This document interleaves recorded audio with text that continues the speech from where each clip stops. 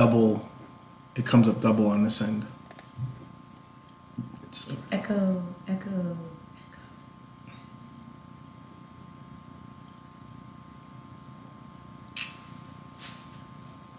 Yeah, I saw it. All right. So now we're live. Finally.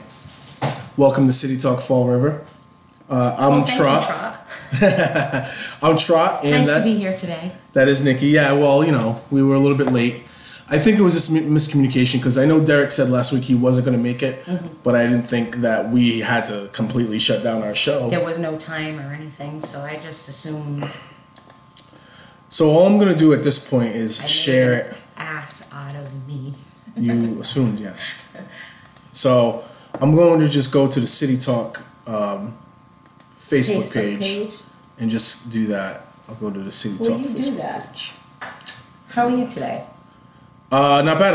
I got up pretty early this morning, went over to the Church of the Holy Spirit, and that's where they hold Saturday's Kitchen. The Primo family holds Saturday's Kitchen, and we were able to serve spaghetti and meatballs and pudding and cake, and they have a clothing set up all off to the side, and so people can just come in and take what they need and eat and enjoy themselves and have a coffee. Now, are there any clothes that they're lacking? Like, you know how sometimes when people donate, like, is there a specific clothing that they could use more of? I feel like Joe just takes whatever is donated and he puts it out there for people. So there's no contingency put together for need. It's just whatever is available. So you would assume weather would determine need, right? But I think every time I've gone, they've always had something that's weather appropriate. Everything nice. Yeah, you're not just going up there and getting a pair of swimming trunks in December and January. No, well, that's not what I was asking. But I was saying, more sizes or more. Sometimes maybe you got a couple of people who are coming in, and every time they come in, there is not anything there for them. So if there was something that. Usually, most of the people that go in there and that go up there, they come back with stuff. That's nice. Yeah, there was this lady that brought that pulled up a shirt, and it had the whole entire shirt had Jesus on a cross, all the way across the arms of the shirt and everything. It was interesting looking. Nice. It was nice. You could see the look on her face. Very, very happy. Very happy. It was interesting. Oh, that's awesome. I love hearing that. So as far as the week, or you know what? First of all, Nikki, how'd you feel about coming back to City Talk last week? It was great. Because it's been a while.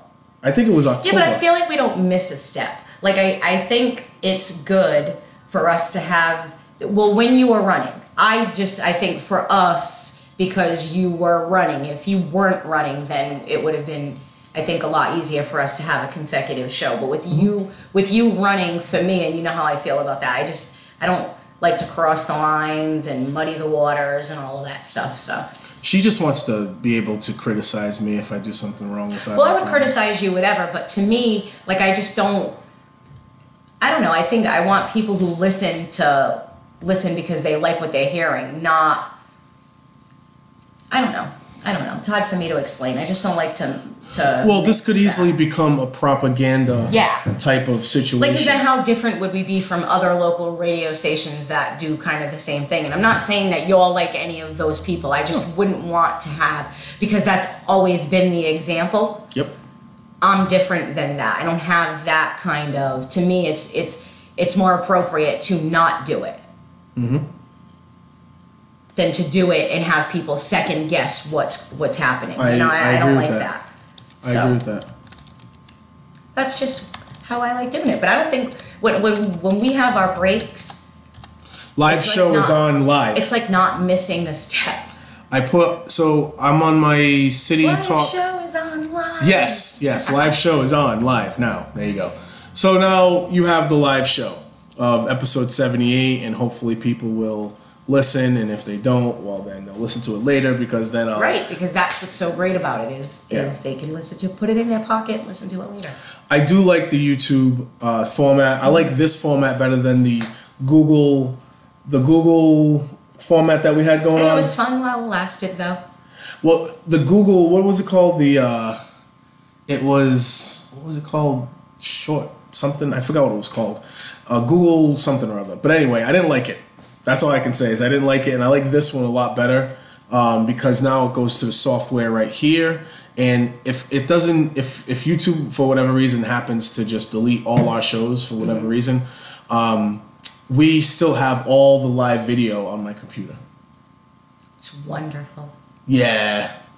Yeah. Because who doesn't want to sit there and listen to themselves? Most people do like to hear themselves talk. And speaking of which, good segue. Name a city councilor in Fall River that likes to hear themselves talk the most. Who do you think that is? If I had to put somebody number one, it'd be Steve Camara. Steve Camara? Totally. What a shocking revelation that is. Second would be Sean Kadim.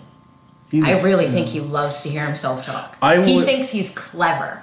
I think that Joe is also another person that likes to hear himself talking. Well, he finds himself a little bit of a comedian. Yeah. Which then... Well, I think that's why they're like the odd couple. Yeah. Joe and Sean Kadim. Yeah, they're going to be sitting together They're like the odd couple. Yeah, so, you know, think of the old show, The Odd Couple. That's what I'm going to call them from now on. Felix and Oscar? Yes. Joe is Felix, Sean is Oscar. No, opposite. Sean is Felix.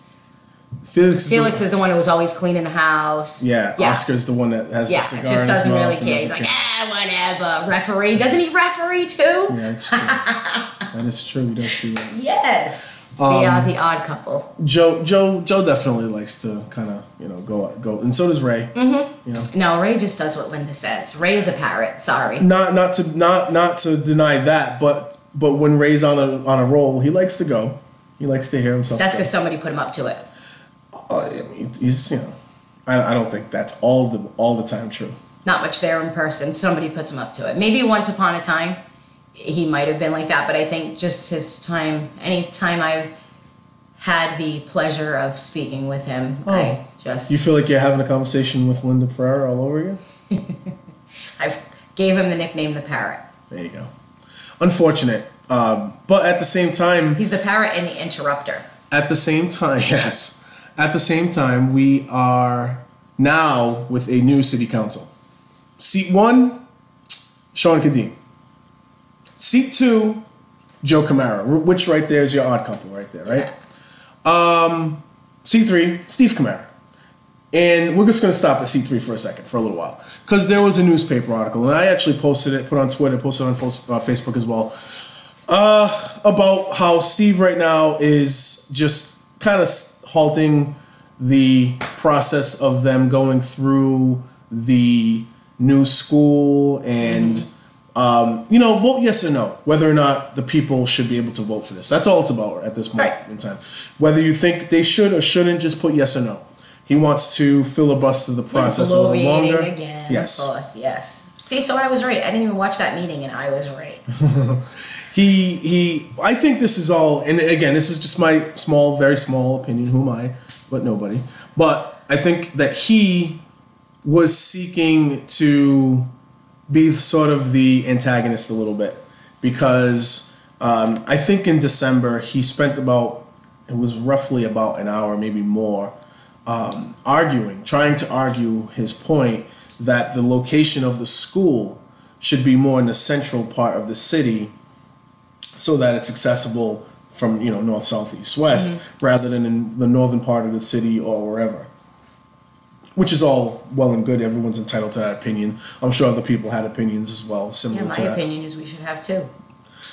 I've also expressed that same opinion, even though I guess people would call me your parrot for whatever reason. Yeah. But it makes sense when you think about it. I think so too. It would save on busing, which is one of the bigger things. My biggest reasons for it wasn't even so much the busing part. My thing is our population seems to change so drastically one way or another. And in my childhood, I've seen schools go from classrooms to admin buildings, back to classrooms, back to admin buildings, and they're constantly shifting it around. So if they build this big, gigantic high school to house thousands of kids, and Right. we end up in a situation where the building is just too big. Right. What happens then? Are they gonna that's when they're gonna come to the taxpayers again and say, hey, we need more money, this building's too big, how about we use this building for this? Yeah. We'll sell it and make this much money. And It the never two really schools, pans out. if they had two buildings, then they would at least be able to use the one building, or in It would be accessible. interchangeably, It would be right. accessible, but you know, when it comes to travel and representation of the city, the whole 9 yards, people would feel, I think, more invested in their community if they knew that their local high school was in a closer neighborhood, you know, or around the neighborhood. Okay, and just for everybody else, I like the central location because I could tell you how many times my rear end had to walk Right. when the buses drive Absolutely. right by you, because we all know, and I was a good kid, if the bus had too many kids on it and Right. the bus driver didn't feel like picking you Right. up, he was going right by you. So Many there was times that I had to Steve has also taken a strong position because I believe he was instrumental in, you know, the argument to preserve the bells that are at the school. Mm-hmm. He's very, you know, he's very adamant about that. So based on a couple of things, and just the normal simple fact that when he starts to talk for long periods of time, most people either yawn, roll their eyes, or be like, "Oh, here we go again." And he knows that, he sees that, he feels He that, does it for a reason, but he enjoys it. which is exactly why I said when we discussed how long the city council meetings were going to be, remember you said, oh, I think they'll be quick. And I said, absolutely not. 10 o'clock. That's when it ended, 10 o'clock? I don't know. I don't remember. I didn't see it. But I do know that they were going to try, or at least one of the councilors is going to try to pass a resolution that they end at a certain time. They can't. Because the order of business is they have to do what's on, they have to deal with what's on the agenda unless they table everything. But then here we go, right? Table. What gets It'll be passed, 2022 what by the time. Yeah, or by the it'll be time like, everything oh, gets done. we didn't get that email Yeah. because it was 6 months ago that we Well, talked maybe about what it that, does, or- what it does is it encourages shorter agendas. Who knows? Or shorter time limits on speaking on these things. Well, to me, that's what the subcommittee meetings are for. And nobody talks about subcommittee meetings. Well, enough. your finance meeting is a subcommittee meeting, technically, even though it has all 9 members of the board on it. I'm just saying, technically it is. Right, but then we get into the actual meeting part, Right? and it's still, like, even at the finance meeting, it's still subcommittee meetings. Yes. Then it goes to the, obviously you need everybody's permission anyway. It's the same damn thing. Let's be real. Let's call it what it is. It's just the meeting under a different title. It's so stupid. The same players are all involved? Yeah. Right. So Steve decided to, not just kind of hold off on the whole thing and say the people of Fall River are not informed enough on the details to be able to vote on this. So therefore he wants Because he's too busy talking. So he therefore wants to give it more time. And people are upset. You had pipes burst at the Durfee school, you know? Okay. Yeah? For anybody who wants to get the ball rolling a little bit quicker as far as the high school, for years, there is a company that goes into Durfee to take air samples, okay? They take air samples. Now, back in the 90s, this is after I graduated, but still during the 90s, I was actually going to visit somebody who was very good to me when I was in high school. I was going back to visit them, and in their office, this person for this company had been taking air samples. So I asked this guy, can I ask you what they do with the results? Because I had never heard in my time at Durfee that they would take in air samples. Like, what do they do with the results? The guy said, I'll be honest, absolutely nothing. Oh, well, there you go. So how about we look at the air quality samples that are inside the building? And those of us who went to school there, we all know it's not exactly great. I remember nothing but happiness, Please. joy, and butterflies when I was in Durfee. Please. When I was in Durfee, it was a wonderful time. It's a great Please. 4 years of my life. I really, so Steve, I think is I feeling loved high upset. school, but it wasn't because of the building. It was because of the people in it. Oh, which is an interesting, thing to say, all things considered. But so he wants us to all become more informed before we push this and this, that, and the other. And I think he's just kind of, he knows he's pissing off a lot of people. I think he knows that. I think he knows he's upsetting. He knows he's pissing in people's Cheerios. He's doing, he knows it. I'm pretty sure he's aware that people are upset. Cheerio pisser. But there's a part of me that thinks this is all based on the meeting in December when he was pushing for the location of this and the preservation of the bells, and people were kind of blowing him off a little bit. And I don't think he liked that.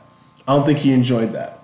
So I think he's enjoying being the bad, quote, the bad guy at the moment right now. And kind of, you know, he has a very high opinion of himself anyway.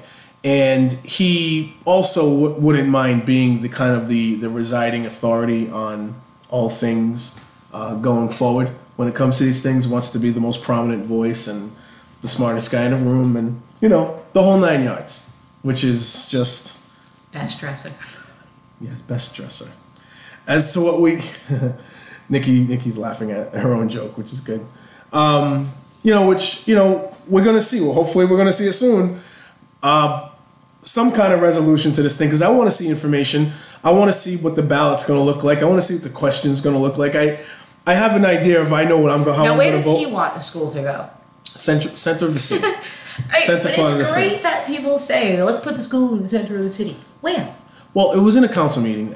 He talked about it over and over again. So. And he didn't give any location? I think he did. I think it was somewhere. Something contaminated? In the downtown area. Not downtown. Oh, downtown. Not downtown, but more near the middle of Plymouth Avenue. Like where Plymouth Avenue and Rhode Island Avenue. Ah, he's looking into the mills. So what real estate buddies does Steve Camara have? I truly am not sure, but... Those are the things you're going to look at. There's a reason for it. Maybe he can profit from this. I don't know. Politically. Maybe. Donations. That's usually the key. Who knows? Mm-hmm. Maybe Steve, out of the kindness of his heart, just wants to relocate the school at the last minute to put it somewhere nice. I would love for it to be in the center of the city. There you go. I can't think of any great location that isn't currently utilized. Steve wants a lot more power than I think city council is. You think he wants to take out the methadone clinic down there at the bottom of the aisle? I have no idea. Think of right down here where D'Angelo's and all that is. Behind D'Angelo's, is that what he's talking about? Center of the city? Near the police station? Like, not near the police station, but in that end? I don't know. We have to. You know what, Steve? You know me. I like to ask so many questions, and then I like to try to answer. I have him blocked on Facebook at the moment because I just don't. Do you? Yeah, he called. Yeah, I just don't. I'm not a big fan. Wow, I'm surprised. Not a big fan. But if I unblock him and ask him to talk, I don't want him to talk. I just know he will. Usually, I'm down for anybody calling, even if I don't agree with them. I can't with him. I can't. I'm almost sure he will. I just don't respect him. So. Well, that's the whole point. Yeah, I block because it's like he's kind of like, I'm proud to call you my friend, and I'm like, I'm not your friend. And if that's what, like, no, click, no.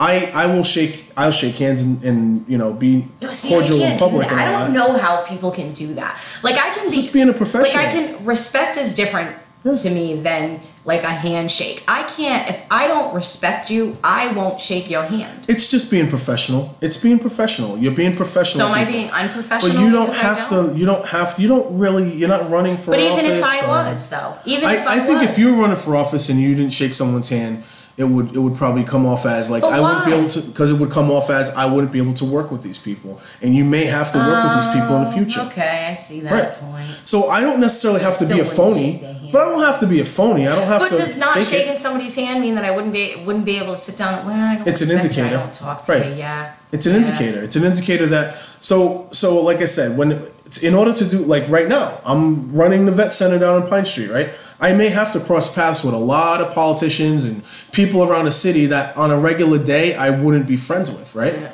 But if they come through the door and they want to help the veterans out, I'm shaking their hands, I'm thanking them, it's the whole 9 yards. I still wouldn't shake their hand. I'd be like, it's cool that you're here, but that's that. No, it's just a matter of what is the purpose of it? If I'm on Facebook and I'm socializing, then I can block who I want because I don't want to socialize with anybody like him. You know what I mean? However, if I'm running for city council and I'm running for office, or if I'm down at the vet center, then yeah, I'm not going to be like, Steve, you're going to have to go because I don't like you. It's not about that anymore. It's like, oh, you're here to help people? Okay, then you can help people. Boom. And that's it. It's all about business. Damn, now I have to self-reflect.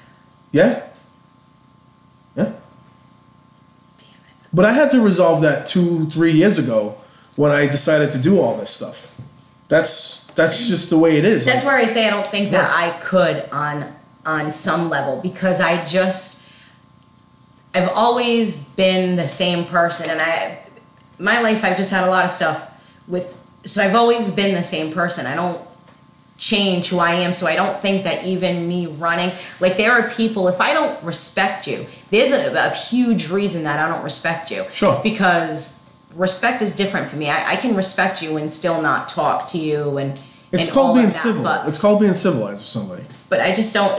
I guess it's when somebody treats other people less than. I just can't. I probably, of all the city councilors, I've probably seen Steve Camara more in public than anybody. I've seen him at the Cav restaurant, even though I haven't been to Cav in a while. I've seen him. I just recently saw him like a couple of weeks ago over at Dunny's. Right? He's so phony though, so I couldn't. I couldn't, because I would be right in their face and I'd be like, "You're phony. I can't talk to you." There you go. If I've probably seen him out and about. When I was with the Angels Anonymous group, he used to go to a lot of their events. He would go and stay. He wouldn't just show up and drop a couple of coins and then run out the door. He stayed. He would drink at the bar and hang out.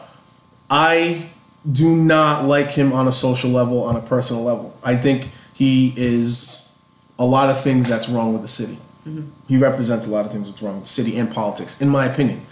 However, like I said, if he's doing something charitable, and he's, like I said, Vet Center, charity, Angels Anonymous, whatever it is, if he's doing something like that, you got to be professional.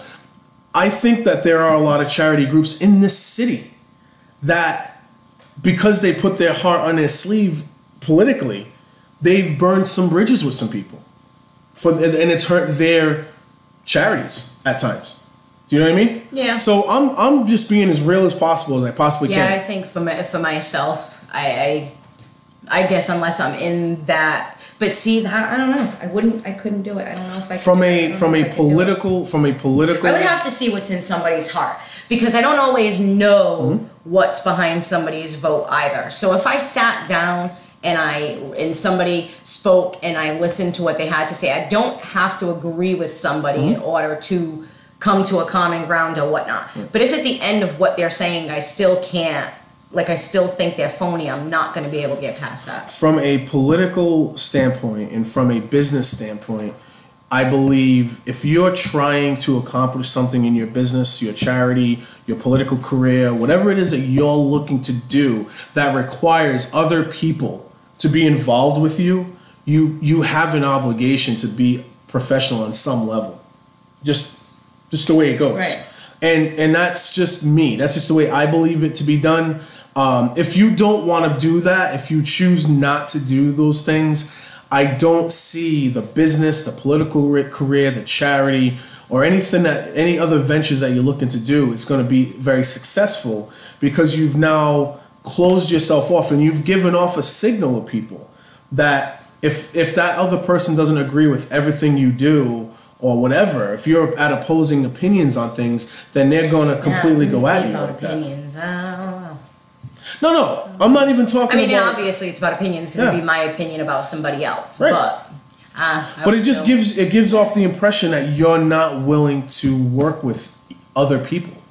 And you got to show that, and so that's why I'm very out and open about it. Like, I don't like someone on a social level does not mean that I will not work with them all the way on something professional. Steve Camara. Right, but if it's somebody who's Carol truly Fiola, phony and that you'd still, you could still put it, you could still put it in your pocket and be able to work with that person. It's called compartmentalizing. It's called compartmentalizing. Again, what is your goal? Is your goal, I call them out on it. But is your goal to call them out and then that's it? Or is your goal to get things done? To move forward and get things done. Then there you go. But if somebody is there and they're not getting it, like it's just if somebody is... So again, I hated the fact, I still to this day hate the fact that Paul Schmidt, Carol Fiola, and Alan Sylvia all voted to give themselves raises, when it was time to do that. I think our city and our state is struggling right now. I think we got some real big structural things that we got some real big structural things that we need to fix in this state, right? But guess what? Carol Fiola was on the phone with me yesterday. I'm down at the vet center. Did you ask her why she voted to give herself a raise? I was talking to her about the repairs that I need to do for the vet center.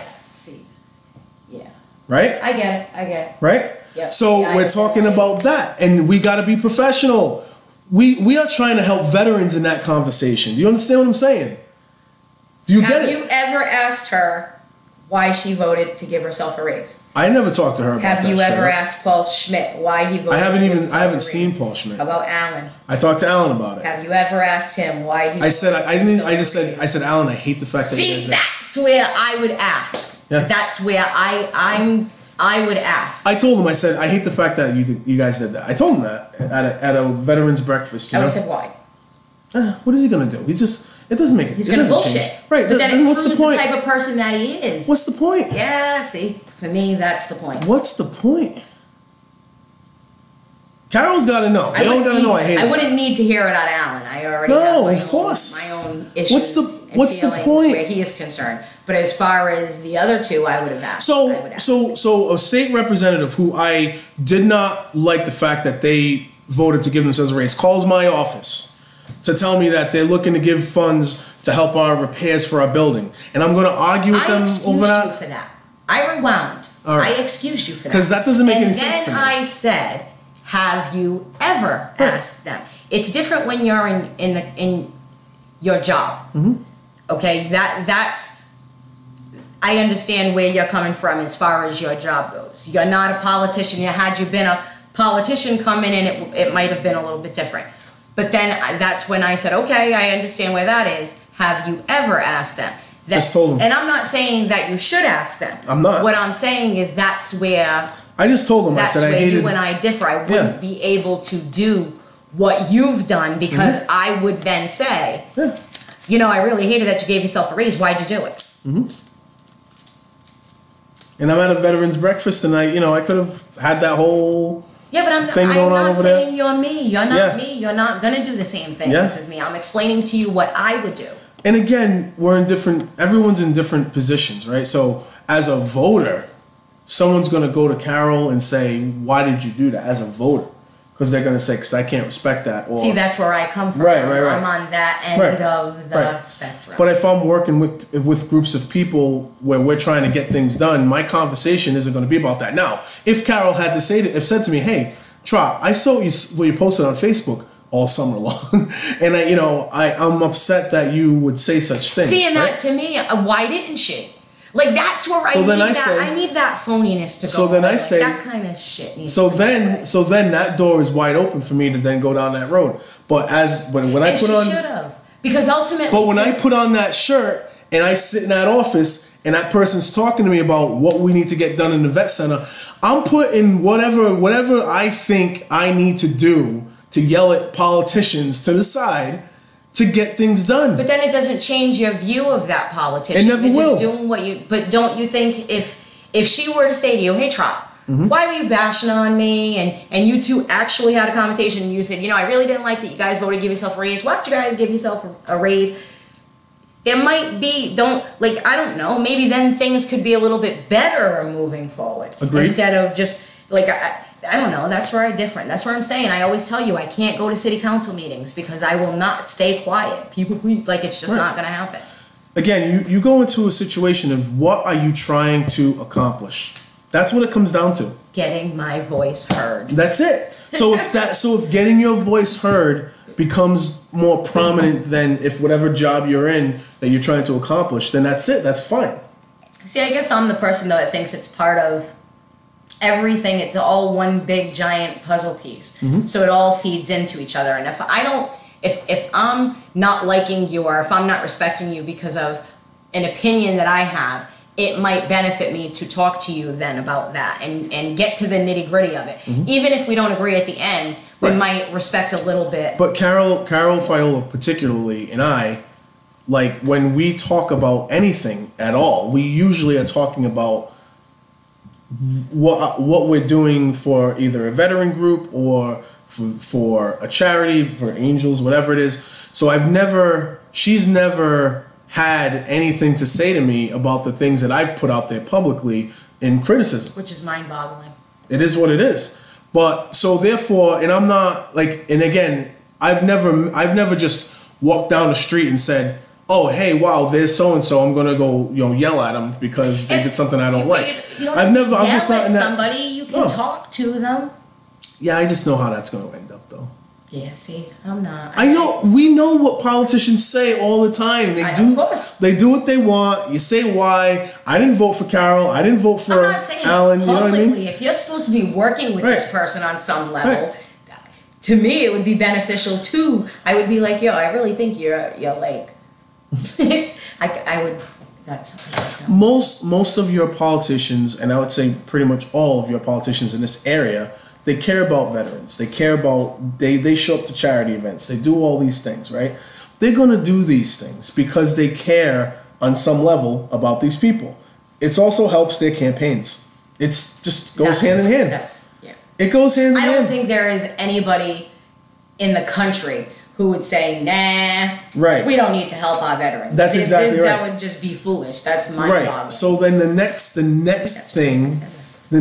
thing is, are you going to work with these people, right? When you take a job like city councilor, or you take a job like the vet center, or you take a job like any of these other jobs that are out there in the city or in the state, you're going to cross paths with people don't like, or that have done things you don't like, or have done things that you don't like. Is this a job that I'm getting paid for that's feeding my children? Because then it's something I have to do. Okay. If I'm running for office, it's something I want to do. Sure. So if it's something I want to do, am I going to work with you? I might, but before we do that, we're going to sit down and we're going to have a little bit of one-on-one about why we've got a rift. If you have that sit down with that person, let's just hypothetically say that you had a sit down with someone who said such things that you didn't agree with, for whatever reason, do the right thing by the bags, right? So let's just say that, that's the person you get to talk to on a regular basis day to day. And they still explain to you why they said what they said, and you still don't like it and you still hate it. You're still going to have to work with that person. But if I'm looking at them and I believe what they're saying came from their heart and not from their wallet, that's the difference. What if it did come from their wallet? You still got to work with them. No, I might not. But I might not. How if it's a job that pays my bills, then yes. But if it's something like me running for office, I might not. So if you're not willing to work with someone that you fundamentally do not like and do not agree with, and that hinders you from trying to accomplish whatever you're trying to accomplish. I don't know if it would hinder me. If it did, then that's just... Again, I'm asking, no, it's not. And I'm saying, no, for me, ultimately, because I feel like that's my integrity. Yeah. I really couldn't work with somebody that I didn't respect on some level. Like, if I just thought that every word you uttered was complete bull, and I know I wouldn't. I really wouldn't. My integrity wouldn't allow me to. I say it all the time with Flanagan. I won't even listen to him because I just think he's such a horrible human being. There you go. That I just would never want to work with somebody like him. I would never want to talk to somebody like him. So last week, I was saying in response to that right now, because there's lack of engagement from opposing opinions, the narrative has been controlled. The narrative has been pushed, and I still think that we have an obligation. Again, I still think that we have an obligation to go out there and continue. But the narrative is a joke. All right. I mean, because let's face it, the majority of the people who are listening to Will Flanagan are not listening to him because they respect him. They're listening to him because it's a spectacle. I think you should be very surprised. It's about money. I think you'd be very surprised. It's about money. I don't know. It's about money. I'm listening to this, and it's not. There are two Fall Rivers. That's all I'm going to say. There are two Fall Rivers. It's not that. When I'm listening to this stuff now, I'm a little worried because crazy opinions are being legitimized like every day. Like, oh, the purple bags is a good. It brought revenue to the city. He's literally just like sticking up for it, as if it was the greatest move that the city's done. And the same people who've been listening to him are still the exact same people who are listening to him. No, you know what? I'm watching recallers buy purple bags like crazy now. Recallers. Yes, but you have somebody like Jazel who's saying you have to buy the bags. Every single politician we have had has thoroughly stated you have to buy the bags. Every single one of them. And I'm not going to attribute that to Flanny because I will say the purple bag was probably the most genius thing he did when he was in office. The narrative has changed, Nikki. That's all I'm saying. The narrative has changed now. No, it's always been the same. People have always been okay with buying bags. And now people, and I'm not talking about the bags, I'm talking about in general. Oh, yeah, we should be raising our taxes. We need a new school. Oh, okay. So a $260 million school all of a sudden becomes a great idea.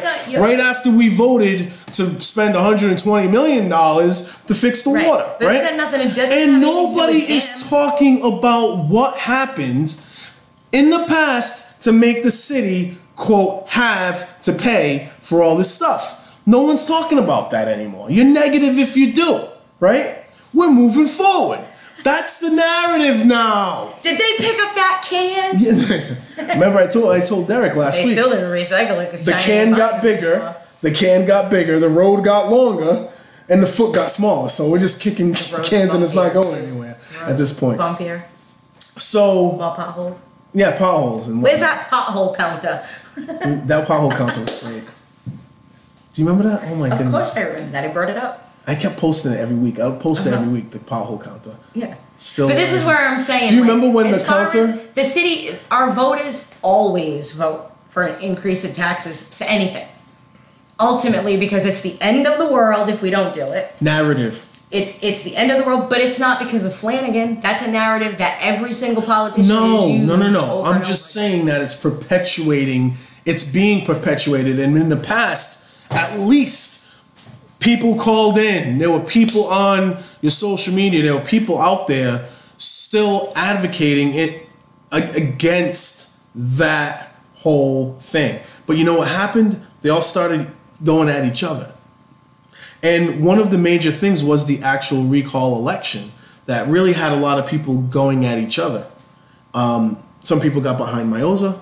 Some people got behind Sutter because they thought that Sutter was the only person that could win. Then you had your Flanagan group, you had your Kadeem group. And so, you know, everyone kind of went into their own factions. And after the recall ended, everyone kind of went their own way. And I remember a couple of posts where it was like, just kind of like burying any kind of opportunity to come back together and be like, hey, we have an opportunity to come together on things. But eventually everybody will come together again when it's the one topic that because everyone was asleep at the wheel. Because everyone was asleep at the wheel.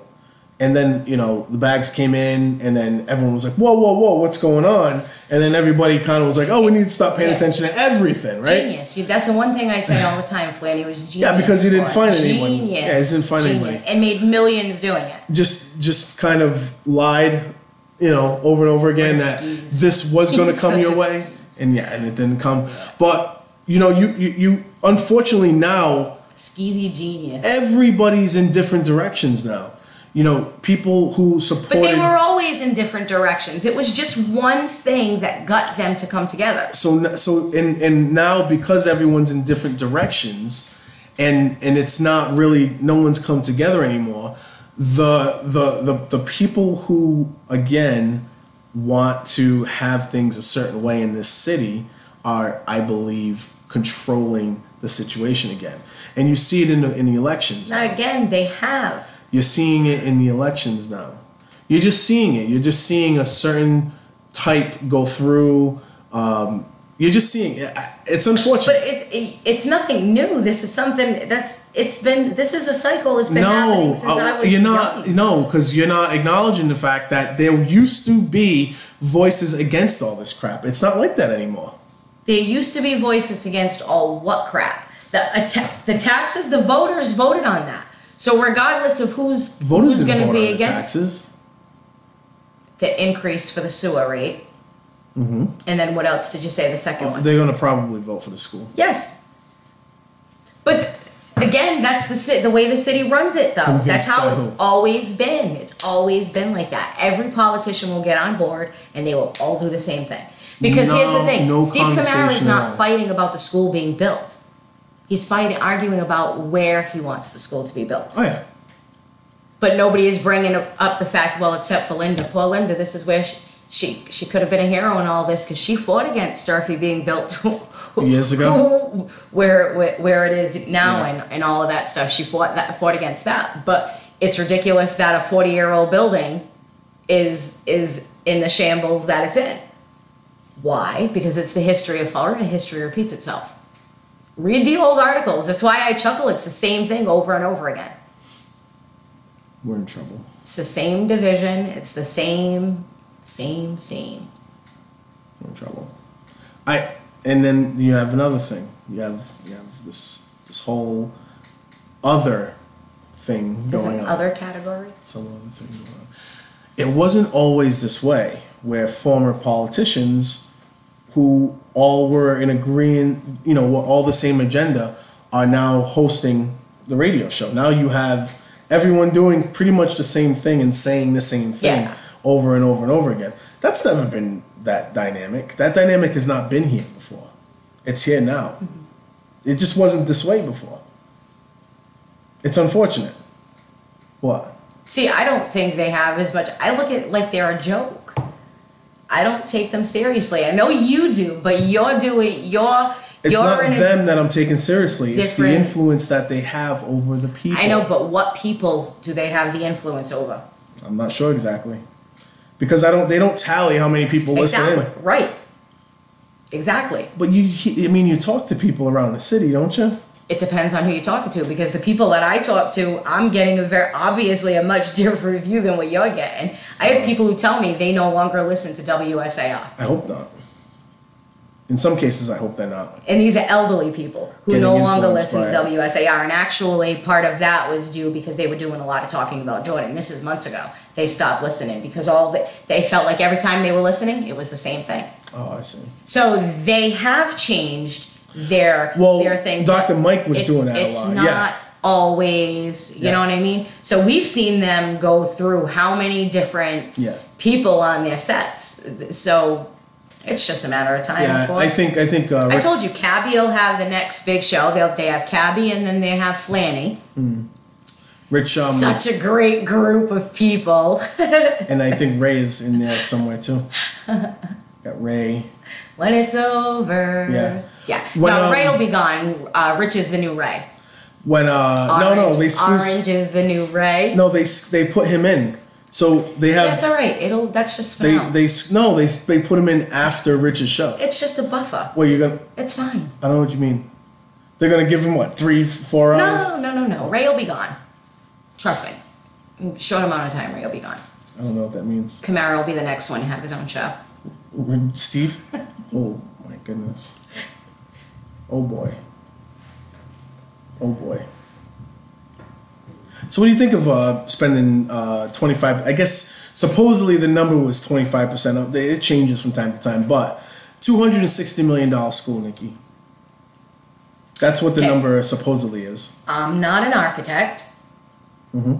So logically speaking, I don't know how much building materials are going to cost. I haven't seen any renderings of what the school will look like. I don't know where the school is going to be. So as far as the money, it's pointless conversation at the moment. I won't vote on anything unless I see it. Just because, again, a 40-year-old building shouldn't have been. I mean, that building was a shame when I was there 20 years ago. So I just don't want that to happen again. But again, that's the cycle. Let's build a school. Let's take the 80% from the state, because the 20% that they got to pay has to be paid off within however many years, right? But when they sell the old school or the property where the old school is located, that's money that goes into the coffers now and can throw down and give somebody $1,000 raise here and there. I have in August in 2017. It says 240 million on the Durfee High School and Herald News. Now, in November 22nd, the number was 260 million. Right. And I'm not 100% sure if these articles have the actual percentages anymore. Because at one point, I believe it was 75 to 25. Then I had somebody tell me 65, so I'm just going to see if I can get it here. I still remember that. Okay, and then can you Google how much it costs to build Cuss? Okay. There we go. Well, I know there was a new school in... is that a render? I can't really see that. I don't have my glasses. Yeah, that is. That is. Yeah. That's the one that they want to build a new one? Yeah, Malone. It's a mill. Malone holds a rendering of the proposed BMC Durfee High School. Looks like a prison. Doesn't it? Like a mill or a prison? According to a presentation Tuesday night, remember this was in November, by AI3 Architects, the city will have to pay between $94 million and $99 million, with the remainder being covered by the Massachusetts Building Authority. So that is a lot of money. Jesus. Yep.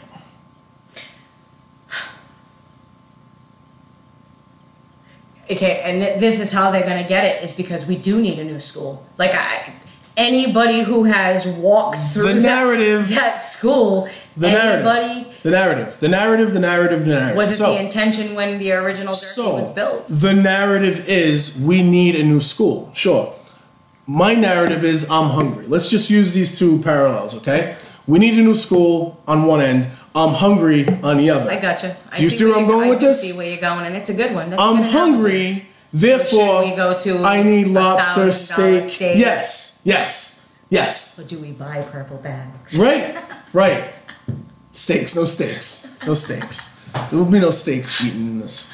Stop eating steak. So there you go. I get what you're saying. Yes, we may need a new school. We're going to throw in some soup. Right. Tomato soup and buttered bread, or... Yes, we may need a new school. However...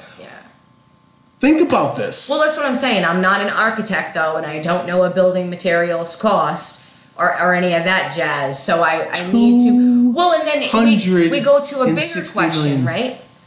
So when Durfee was built, right, they built it for how many students? The problem I'm having is this is probably the only issue that I'm having, is they keep talking about building a gigantic school. But what I'm seeing is less kids in school than I have through the years. And what I will say with my own kids is a lot of there are people who don't stay. They move. They're constantly moving. So if we're going to build this big, huge school with the intention of housing 3,000 students, because at its most, I believe the most kids that there were at Durfee was a little over 3,000, we're not hitting those numbers now. So do we need a school of that caliber? $260 million, right? $94 to $99 million up front from us. Less than that kid won in Florida, the 20-year-old. That's what we all should be doing in Florida. That's what all the city councilors every week should just be playing Powerball and trying and lottery winnings don't seem to help. No, maybe not. Anyway. At any rate, well, it's better than any fundraising. I mean, the only time that you see them fundraising is when they're running. They don't want to do any kind of raising of funds outside of raising taxes and fees. You know, a lot of people don't want billboards. Okay. You know, purple bag's the only way to raise money. Okay. Well, no, the only way to raise money, it seems, is the residents of Fall River. Yes. They don't, it's through the tax base that yes. the only time they ever increase. That's it. It's like I ask at the schools, why don't we have bake sales anymore? Where the hell are the bake sales? You remember every weekend you'd have bake sale? There's no bake sales anymore. Could you write that down? Could you write that down? I'm not sure what that means. What, no bake sales? No, I'm just joking. Yeah.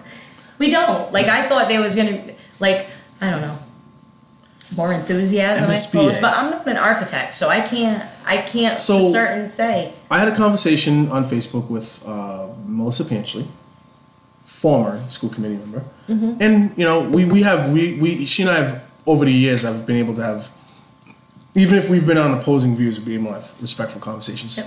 Kind of thing we were just talking about a little while ago, right? So she obviously wants school. I think she's been very clear on that over the past years or whatever. However, and she responded to me on my Facebook that because I said I think 260 is too much, right? And I even said we all need groceries, but I don't have to go to the most expensive store to buy them. Mm-hmm. I think that we all want new things or we want nice things in the city, but we don't always need to spend the most money to get it. And the most money spent doesn't equal the best education either. I mean, and we have to know that too. But one thing that the city consistently has done poorly over the years, and I'm watching it right now. I have a front row seat to it. Is that buildings are let go in the city? No maintenance. Right. Said that the maintenance has been let go on so many properties. There's no upkeep. And like I said, over at the vet center, got a front row seat. Yep. Seeing it every day. They're doing a great job fixing it now. They are. And I'm not, this is not wordplay. They are. And it's not, and this isn't on any of the employees. No.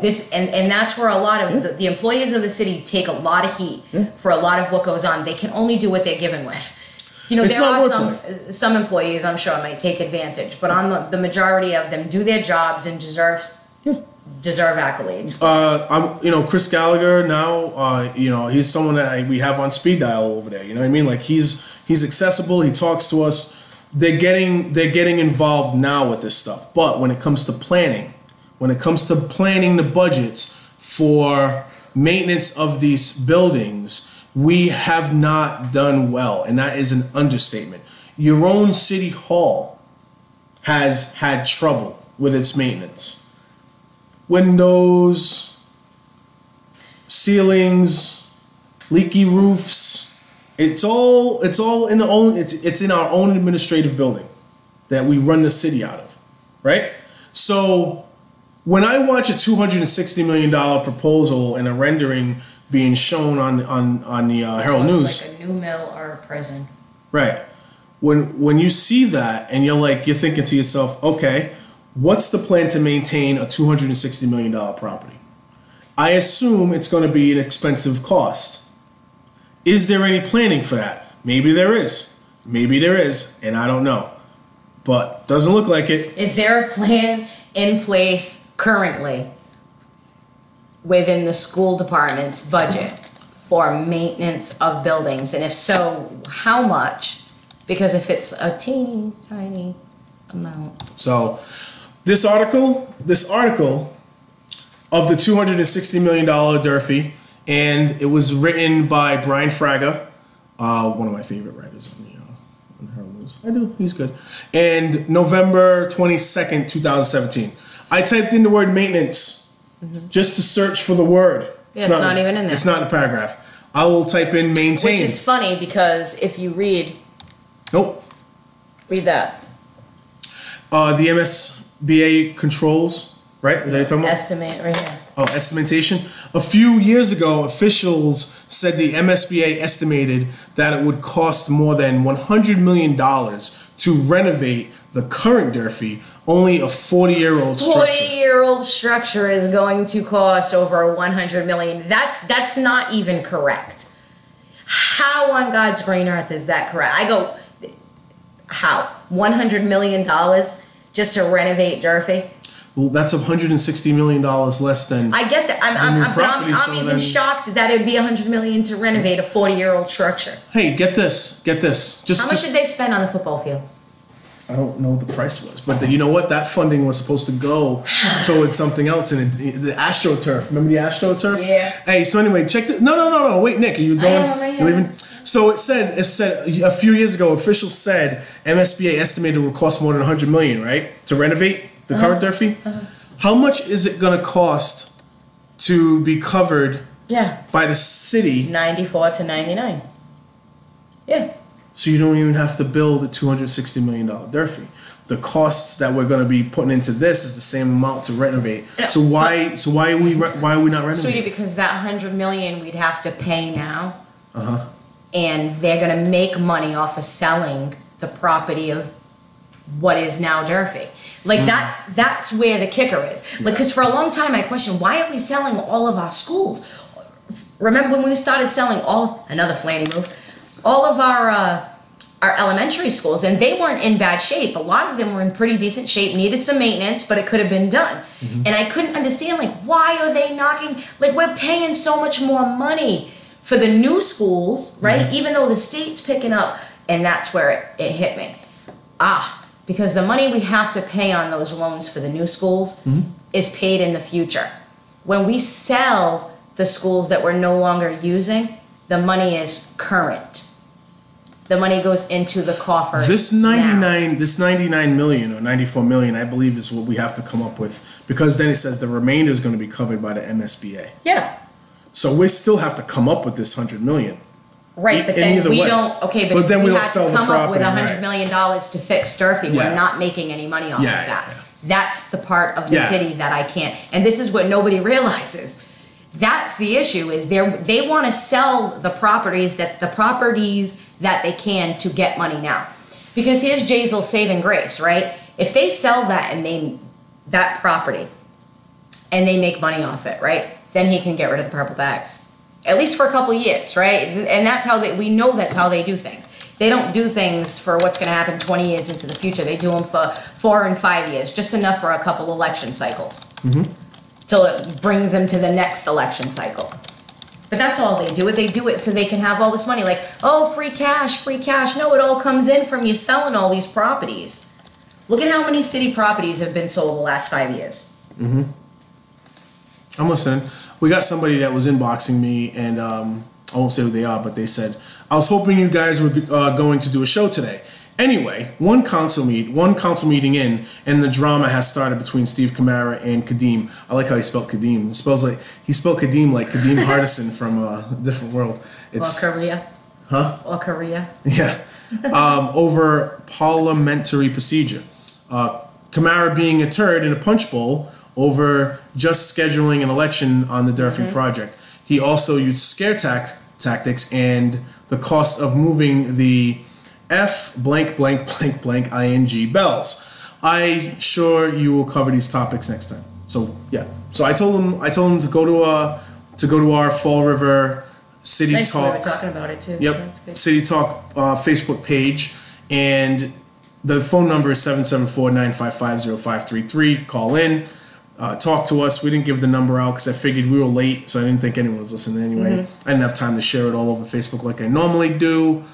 But at the end of the day, I wanted to just say, as far as Steve goes, he's a city council. He got elected. He could do whatever he thinks is in the best interest of his constituency. Whatever it is that he wants to do. I personally think that a lot of his colleagues and a lot of people who are paying attention to these council meetings on a day-to-day basis and to the city topics do not have a lot of respect for Steve right now. I don't think they do. I know, and matter of fact, I know people who have been elected who are talking to me about these things on a day-to-day basis who don't have respect for what Steve's doing right now. So that's on Steve, and he doesn't care. He does. Trust me, he does not care. He hasn't had the greatest reputation in the city ever. Right. So, that's that. He's a full reflection of why there's a lot of frustration with the voters in Fall River, because he literally owns properties that have been deemed nuisance properties. Over and over and over again. You name the story, it's out there. And at the end of the day, people still elect them. And that's it is what it is. And I know, and I'm talking to someone who's finished behind him on the election, so I know that I have this. I know, but it's only one of you got nine. sour grapes trotting. No, it's not even really about that. Yeah. In my opinion, it's not. I care about the city. I truly do care about where the direction of the city goes. And it's frustrating as someone who does care to see someone who just cares about their own personal agenda doing what they're doing. It's just unfortunate. Now, my official position, if everything is in place the way that it's presented right now, that it's going to be a $260 million property, that we're going to have to come up with 25 to 20% of this cost or whatever it is, and we don't have, as I've tried to look, we don't have a full comprehensive contingency plan as far as maintenance of this building goes, I'm voting no to it. I am. Yeah, I would vote no too. There's a lot of details I need. Yeah, right. That's it. Yeah. However, do I think that we need a new Durfee? Yes. Do I think we can? We would be good to actually gauge the city as to what we think we need? Yes. We're only given this from the state right now. We're only given the 260 building. We're not given any other options right now, and I don't understand why. I'd like to ask any members of the school committee, if they're listening or if anybody knows them, to find out if, Durfee currently is only 40 years old. This is frustrating me. When we go into contracts, so like this is what I'm thinking, we're gonna build a new school. Like I want a guarantee from whoever is building our school that we're not going to need another new one in 40 years. Like this building is meant to last longer than 40 years. Like a 40-year life on a building seems pretty short to me, right?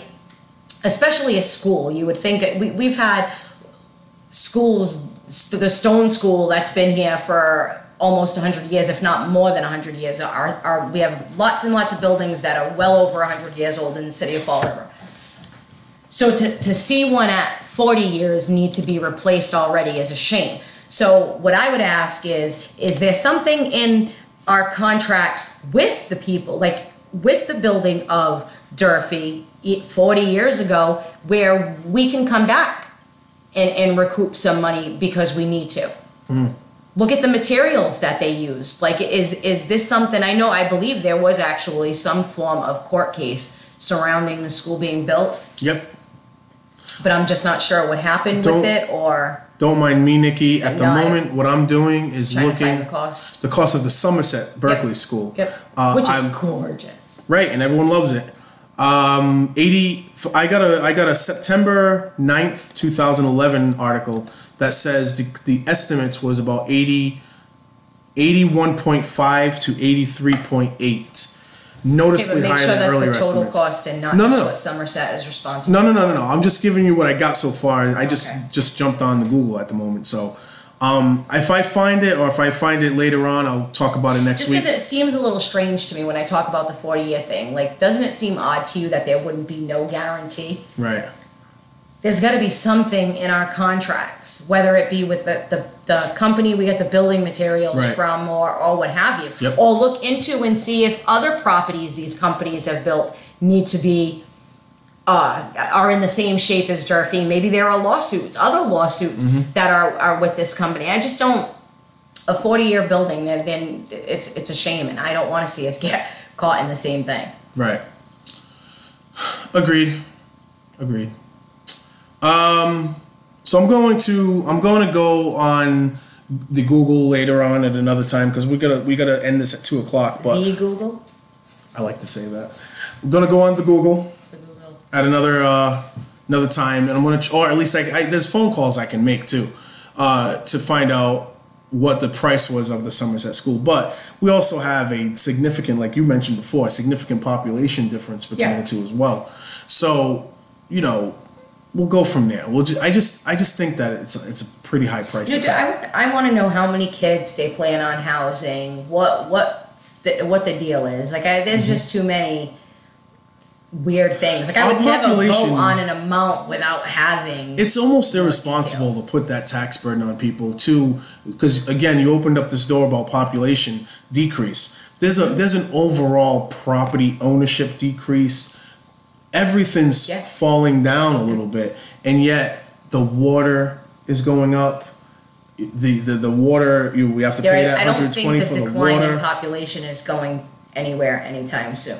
Right, we're not increasing the population. Right. We're certainly not increasing the tax base. Mm-hmm.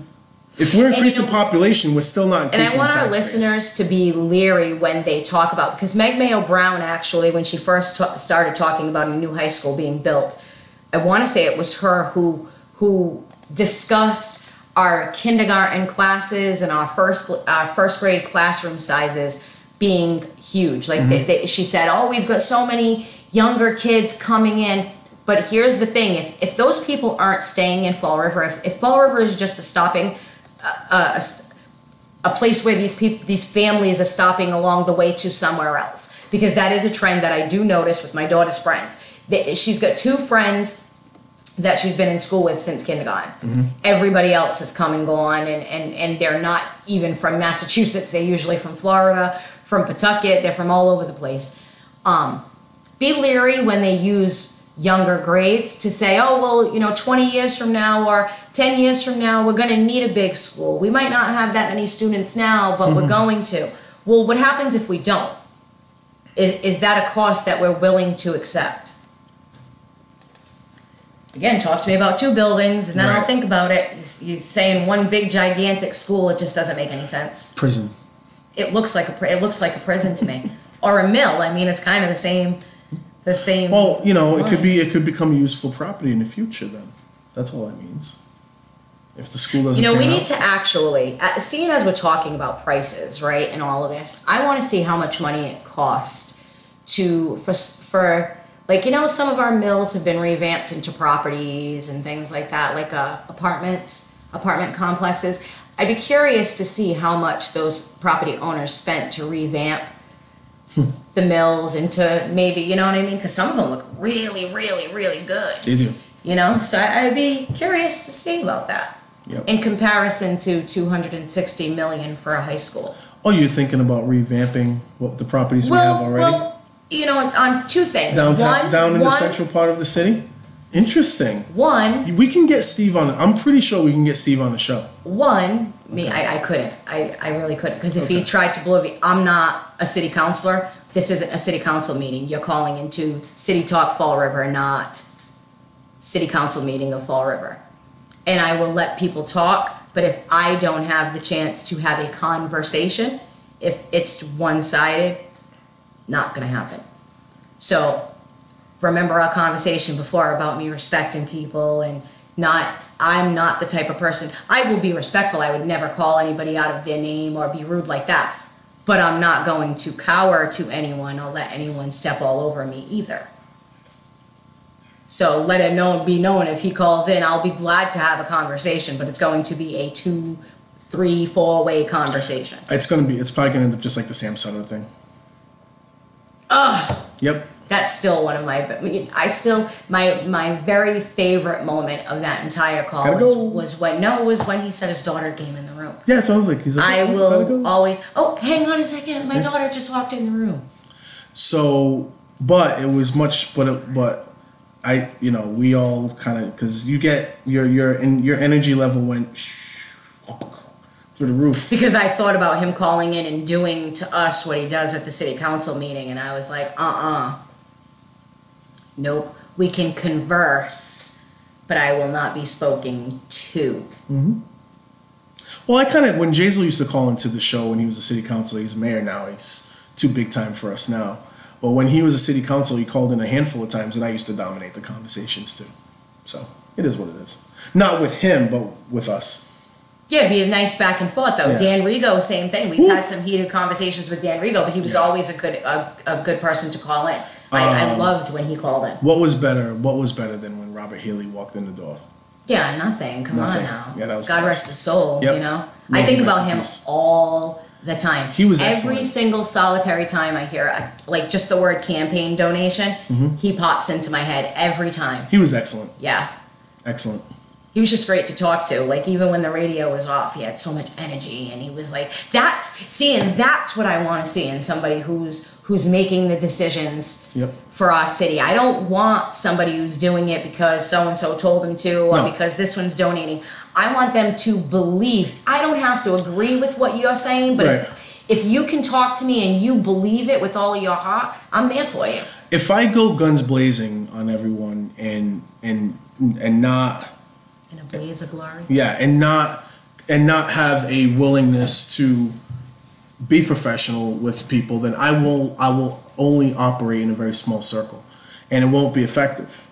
You're trying to reach people. You're trying to make the city better. You're trying to be involved in the process, and unfortunately, that is going to require engagement with people you just don't like. No, it doesn't. Okay. I don't engage with people I don't like. All right. And I talk to people all the time about what goes on in the city. Talking about holding these positions. It depends on who you're talking to. Talking about holding these positions. And all I said was be professional. I didn't say be buddy-buddy or anything like that at all. I said be professional. That's all I said. Be professional, but it doesn't mean don't be yourself. Yeah, but again... We don't need to get into a debate about it. You're yourself, which is wonderful and great and fabulous, and I'm myself. We're not the same person. I'm not talking about just you and me. I'm talking about in general. You're not going, not just you or anyone, but if you lose your professionalism doing these things, the people who are on the outside looking in that don't know all the little dynamics, but they still have a say in the dynamic, you're going to lose that. You're going to lose them. And any support that you're looking for to get things done is going to start to wane. You got to carry yourself in a certain way. I'm just giving my opinion on that. And being professional is going to go a long way. Opinion, like, okay, it's being stated as if you're running for office. No. That might be something that someone does with a job, but we're talking me, Nikki, straight off the street. I'm not going to shake Flanagan's hand. I don't. No. Shit. No. Like even if we were working on the same charity, he's not somebody that I would even walk over to and introduce myself and be like, because if I did that, it would go further into, hey, I think you're such a blank person because of the things that you chose to do in your life. Like, it's not your votes or whatever. You carried yourself in a way that I just can't get behind. So that, I don't know. You can't lose yourself along the way. Nope. Respect doesn't always mean you have to. I didn't say necessarily. I mean, although respect does help. But professionalism is not really necessarily respecting the other person. It's respecting yourself. It's not being pulled into it. It's not being pulled into that, you know? It's not. Happy birthday to some people up there on Facebook. I don't know anyone's birthday unless I look on Facebook, by the way. I know exactly why you're bringing this up. Ha! Oh, yeah, that's like 13 days from now. I didn't even realize that. Please. I didn't even realize that. It's such a surprise. I forgot. I honestly didn't. I forgot my birthday. Is that what you're trying to tell me? You're forgetting it's your birthday. I just was reading something on Facebook and it said birthdays. Just so happened. What's today's date? You got like 2 weeks. 13 days. It's the 2-week countdown. That's what it is. It's the final. It's gonna be my final countdown. It's the 2-week countdown. It's gonna be my final countdown.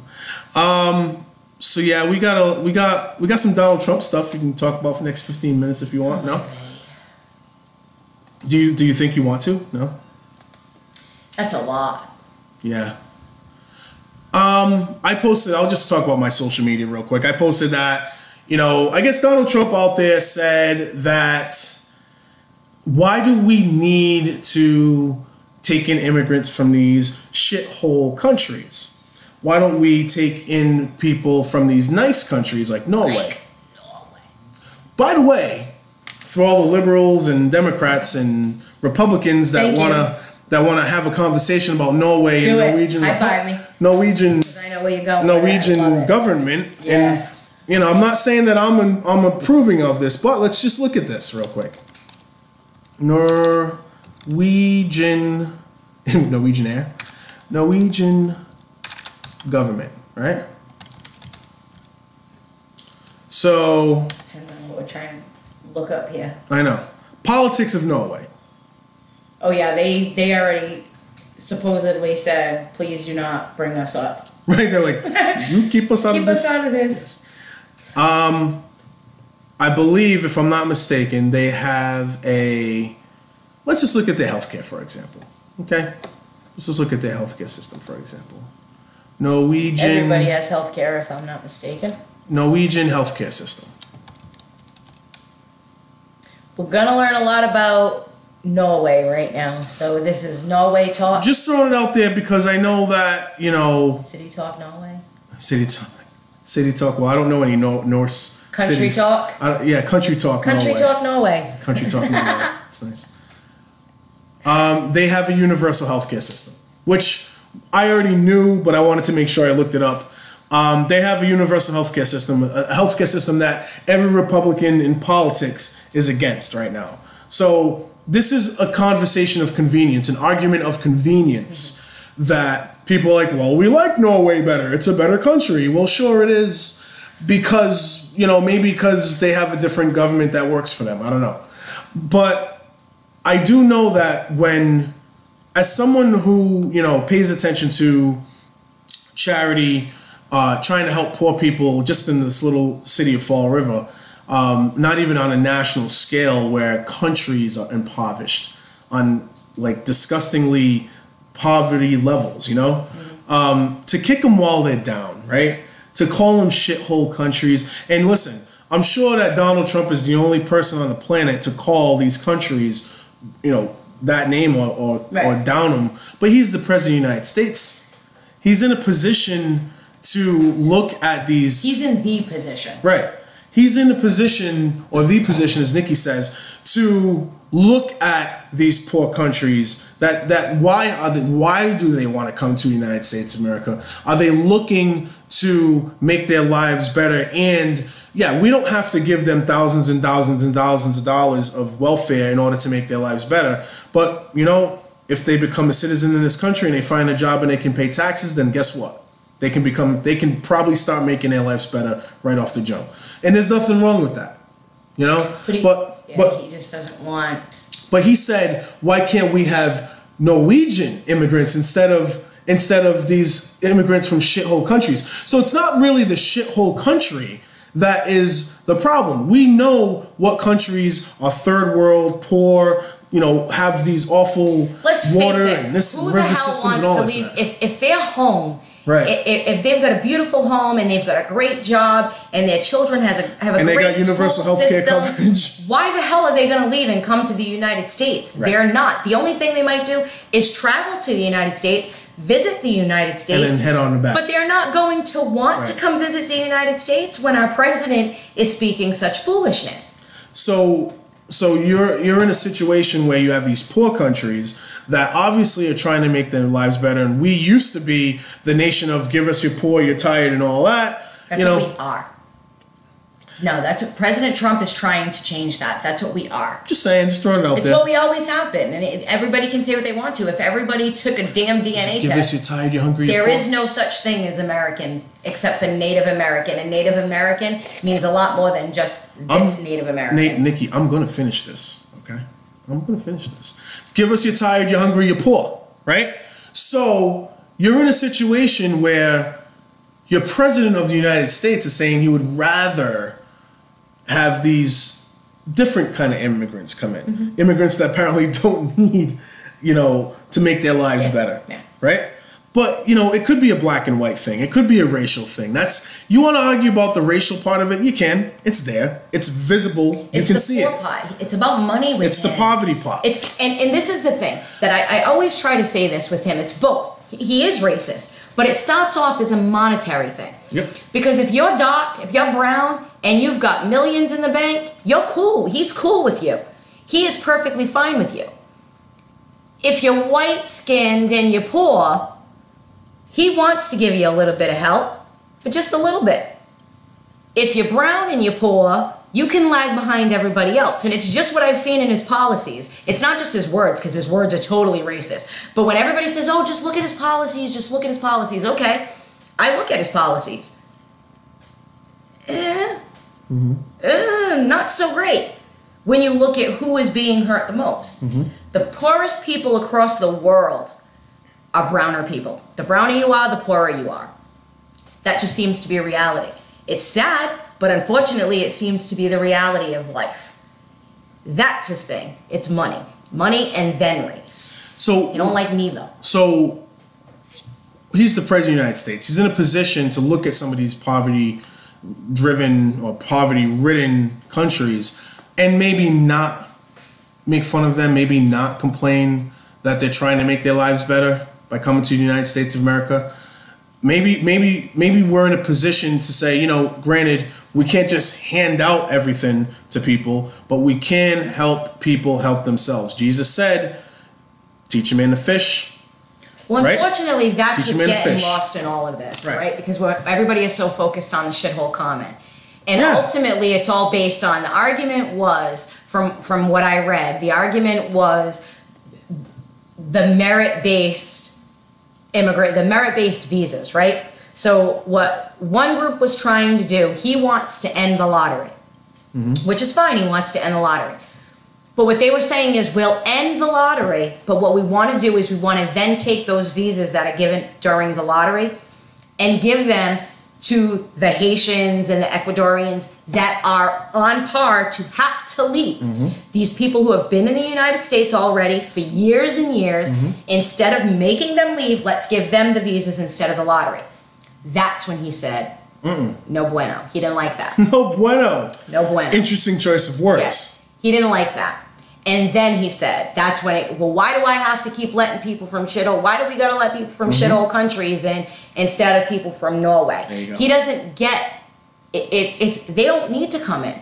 Any country that's really doing well, that would be like us saying, who the hell is here ready to go to Afghanistan? Nobody is packing up ready to go to Afghanistan. And this country was built on poor immigrants. This entire country was built on poor immigrants. Fall River. Absolutely right. Fall River, folks. You walk around Fall River, there are advertisements from the early 1900s that discuss boats going over to Portugal and to the Azores to offer people jobs in the mills. Because guess what?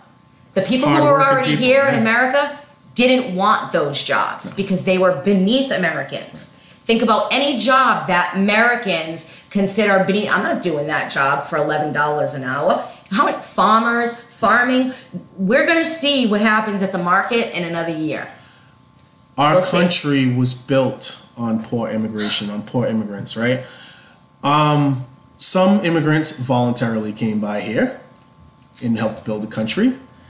Some immigrants did not come here voluntarily. Thousands and thousands and thousands and thousands and thousands and thousands. Some of those people didn't. And it took a while for them to even become more than 3/5 of a person in the United States. And make no mistake that this country was built. Yep. Tobacco and cotton. Blood, sweat, and tears of many immigrants.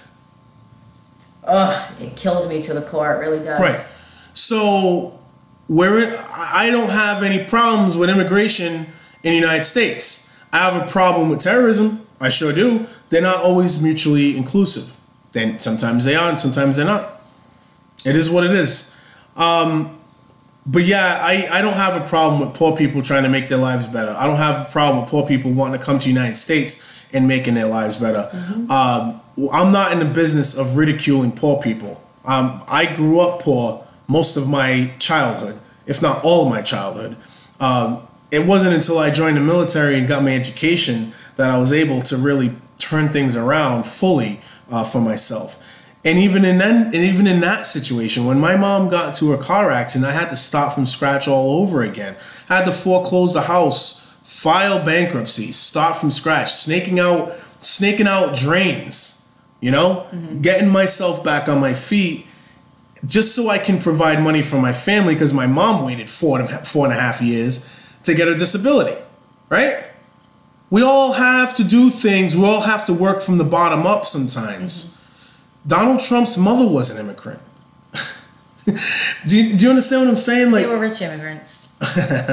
So it's just for me. It's just all I've been doing since I've been a teenager is try to help out people and work with people and try to help out people and stuff like that. So it bothers me to see someone do those things. And you look at and I get the Hillary, because like whenever I post something negative about Donald Trump, or if anybody posts something negative about Donald Trump, it's like, yeah, I don't like her either. Okay, the Hillary Clinton and the stuff comes in. Let's investigate her too. So now, right, and I'm like, take away from what he's doing. Right, I'm like, I'm not a Hillary Clinton supporter. I don't like what she's done with a lot of things. I read, I don't know if all of it's true, because if it's true, she should be in jail. That's the way I look at it. But like stealing money from people, obviously I'm not in support of that. What's the point of posting that? I'm not posting about how great Hillary Clinton is, but she's not the president of the United States. She's not. See, and that's the thing they keep bringing up too, and it's driving me crazy. Okay, so what? All right, so let's investigate her. Yes. And then when I say that, isn't it Donald Trump's job to investigate it too? Yeah, they don't have anything else to come back with when I say that. That's the same thing with this right here. I don't care that he said, because I don't believe he was in a room with a bunch. Why are we going to take people from shithole countries? My issue with him saying that is there are little kids who are children of immigrants from shithole countries, okay, that are here. And I can only imagine a young child who's so proud to be here in our country hearing that. Right? We talk about our military, right? He's so great for our military. Oh, the Dems, they're not helping our military. Man, you're going around talking about other countries where our military men and women are stationed. Do you care what you're saying about those countries while our men and women are in those countries fighting? No, nobody's worried about them. That's who I'm worried about with him running his trap. He can run his trap, right? You're talking these shithole countries or, terrorists and this. They're there with these people. Do you think that these people are going to love what our president is saying? I don't think so. So the men and women on the front line who are in these countries with their uniforms on, they don't need that. I just think it's classless. I don't think it's good. I think I read something where Obama blamed another person for Libya and called that Obama blamed another person who let me just read it. I think it's about Libya, and it was a shit show. So let's see. So Obama called Libya a shit show. He said that.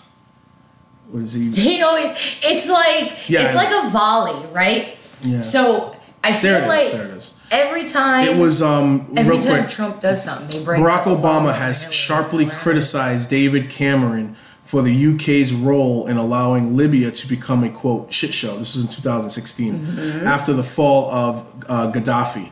So this for some reason has become the equivalent to saying, why do we have to have people from shithole countries come to America? Crazy. Because remember how I said about the narrative? Yeah. The narrative is that we're going to focus on the word shit show or shithole, and instead of saying what the entire context was, right? Yeah. Now, is Barack Obama right for saying this? No, he's not. And it doesn't represent America good for him to say such things. No. It doesn't.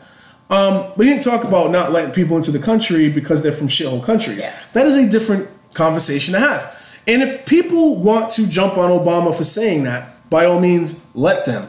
But then be a human being and equally talk about how wrong it is for Donald Trump saying. Exactly. It's not about us versus them. Exactly. If they're all saying something wrong, then they all need to be talked about. And they do that. Well, Hillary did X, Y, Z. All right, so if you're saying that Hillary doing it is wrong, then what you're telling me is what Trump's doing is wrong too, right? Because I'm grown enough to say, okay, we can investigate Hillary if you want to. Let's do it. Go ahead, go for it. Go for it. Do it up. At the end of the day, and we're going to be closing this one out, but at the end of the day, hold everyone to the same standard. Hold everyone to the same standard. That's it.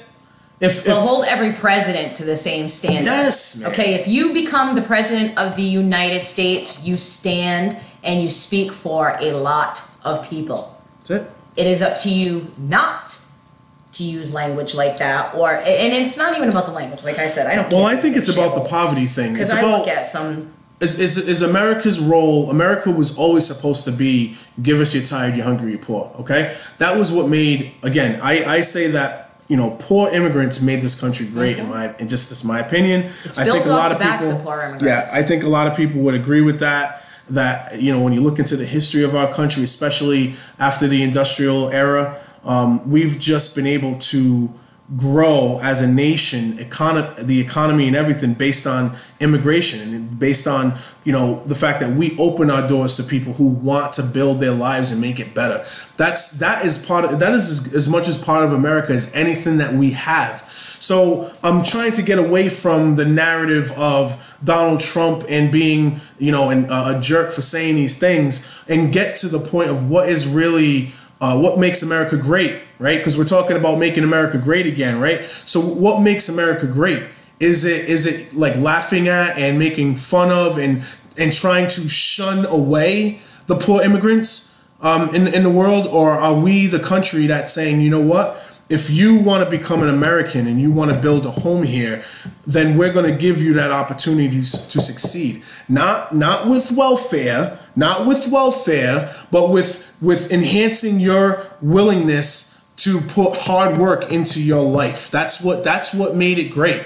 But we don't talk about those things, man. We're not talking about that. And that I have a big problem with that, man.